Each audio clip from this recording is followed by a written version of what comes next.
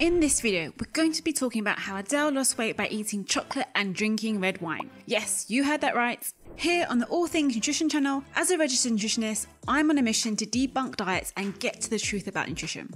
So stay tuned to find out what Adele would eat for breakfast, lunch and dinner in a day, and if you should be doing the same to lose weight.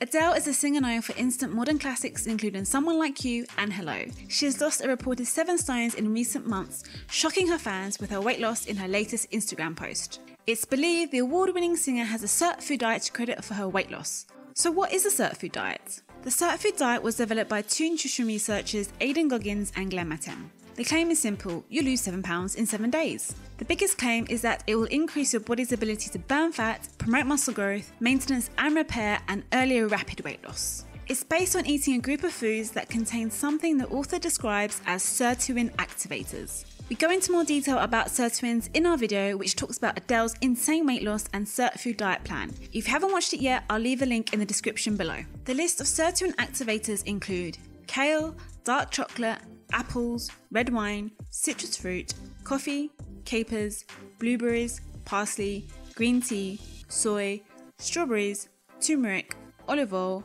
rocket and red onion. Yes, that's right, red wine and dark chocolate are on the list. The theory goes that if you can activate some of these 7 sirtuins by eating these foods, it could help to burn fats with less effort than it takes to follow some other diets or spend hours on the treadmill. With these principles in mind, let's have a look at what Adele would eat in a day on the Sirtfood diet. The diet is broken into 2 phases which are continuously repeated. Let's look at phase 1. This phase involves 3 days of living on just 1,000 calories and then 4 days on 1,500 calories, and mainly having lots of green juices, which is intended to jumpstart your weight loss. Adele would have Sirt juices made from kale, celery, apple, lemon, matcha green tea, rocket and parsley. On the first 3 days, she would have 3 Sirt juices and 1 meal a day, which would give her around 1,000 calories. And on the following 4 days, she would have 2 Sirt juices and 2 meals a day, which would give her around 1,500 calories. Okay, so here are my thoughts on phase 1 of the diet. To start with, I'm not a fan of the extreme restriction at the start of phase 1. The idea that this phase detoxifies your body is just nonsense. Your organs are more than capable of doing just that. Plus, living on only 1,000 calories a day is really hard work. Eating only 1,000 to 1,500 calories per day will leave just about anyone feeling hungry. You probably won't be able to meet your daily nutrient requirements during this phase either, due to the lack of overall food. It also requires drinking up to 3 green juices per day. Although juices can be a good source of vitamins and minerals, they are also a source of sugar and contain almost none of the healthy fibre that whole fruits and vegetables do. Could you drink kale juice every day? Comment below. Let's move on to phase 2 of the diet. Let's have a look at what Adele would eat during the maintenance phase, phase 2. A day would include 1 green juice and 3 balanced meals a day. A typical breakfast would be muesli, yogurt and blueberries. Muesli is a great source of carbohydrate that will give you the energy to start the day, and a good source of fibre. The yogurt is a low-calorie source of protein and a good source of calcium and other vitamins and minerals. And the blueberries will provide you with the fibre and vitamins and minerals. So far, so good. This is a balanced way to start the day.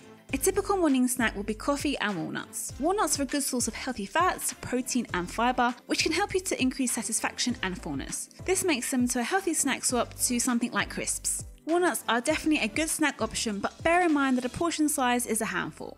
When it comes to coffee, well, there is some evidence to show that drinking coffee in moderation seems to provide some health benefits because of its high levels of antioxidants and beneficial nutrients. If you haven't watched our video, Is Coffee Good For You? I'll leave a link in the description below.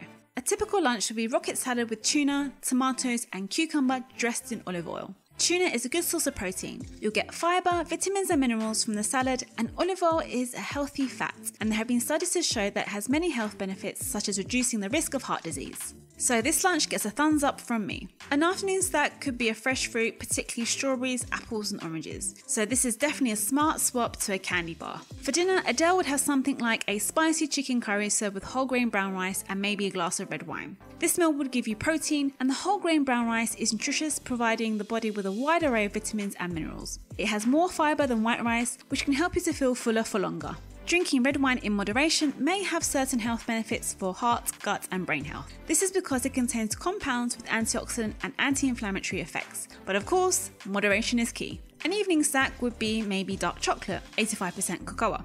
Dark chocolate is a rich source of antioxidants and minerals. and it generally contains less sugar than milk chocolate, so it may be a smarter swap. A portion is around 2 large squares. Also, choosing dark chocolate over milk chocolate may help you to stick to smaller portion sizes due to its stronger flavour and is likely to increase the amount of cocoa flavonoids you'll be consuming. If you haven't watched our video, Is Dark Chocolate Good For You? I'll leave a link in the description below where I go into more detail about the health benefits of dark chocolate. So it's great to see that during phase 2 that you're actually eating some food. Woohoo! Overall, the 3 meals are balanced, and having a glass of red wine or a small amount of chocolate occasionally won't do you any harm, but I wouldn't recommend them on a daily basis. We should also be eating a mixture of different fruits and vegetables and not just those on the list. So, does it work? Sure, you'll lose some poundage temporarily, but you'll also meet some undesirable outcomes and eventually regain the weight. Keep watching to find out what mark out of 10 we give the Sirtfood diet. Studies looking at caloric restriction found that over time, restriction leads to loss of muscle mass, which totally counters what the Sirtfood diet claims it can do, muscle strength, loss of bone mass, anemia, irritability, and depression. Let's sum up with an all things nutrition review. For the level of effort, I'll give it a medium. You're likely to be hungry in the first few days on the Sirt juices, but as you move into the phase 2, you'll start to include 3 balanced meals daily. Let's have a look at the limitations. After completing phase 2, the dietary recommendations seem to get vague. They don't give a specific timeline on how many more times you should be repeating these phases. The lack of guidance is not helpful, and because repetitive caloric restriction may have some long-term implications, follow-up guidance is needed. The evidence so far for the Sirtfood diet is weak.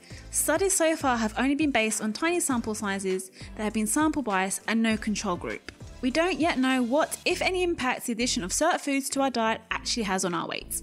When it comes to cost, well, there's the initial cost of having to purchase a juicer, the book, and certain rare and expensive ingredients, as well as the time cost of preparing specific meals and juices. This may make the diet become unfeasible and unsustainable for many people. So should you go on the Sirtfood diet? Well, cutting calories will always give you results. But will you be able to stick to the monotony of juices and limit yourself to the foods on the list permanently? Probably not. As for the headlines that suggest you can enjoy dark chocolate and red wine on the diet, well, in reality, it's not a green light to consume mountains of it either. Sure, the list of foods mostly consists of the very foods dietitians and nutritionists recommend for good health. Think of all the fruit and veg that's on the list. The Sirtfood diet is full of healthy foods, but not healthy eating patterns. It's usually unrealistic and false advertising, and second of all, the majority of the time it's unsafe. Here on the All Things Nutrition channel, we give this diet a 6 out of 10. Have you ever tried the Sirtfood diet? Are you shocked by Adele's weight loss? Comment down below. If you enjoyed this video, hit the subscribe button to see more videos like this. Catch you on the next one.